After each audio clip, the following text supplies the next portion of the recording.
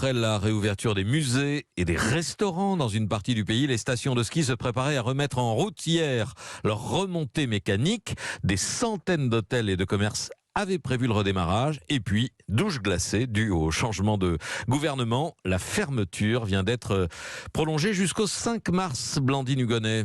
Oui, et c'est le ministre de la Santé qui a pris cette décision. Lancer la saison de ski est trop risqué en Italie à cause du variant anglais.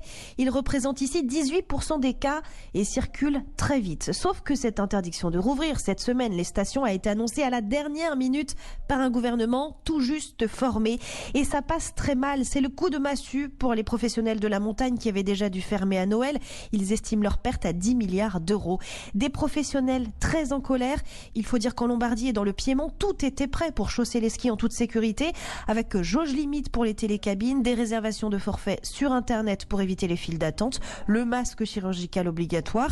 Le feu vert avait même été donné la semaine dernière par les scientifiques. Alors, avec ce rétropédalage in extremis, les nombreux skieurs déçus n'ont plus qu'à se faire rembourser, à moins de se replier sur une des stations rebelles en Italie qui a décidé de remettre en marche malgré tout les remontées mécaniques en signe de protestation.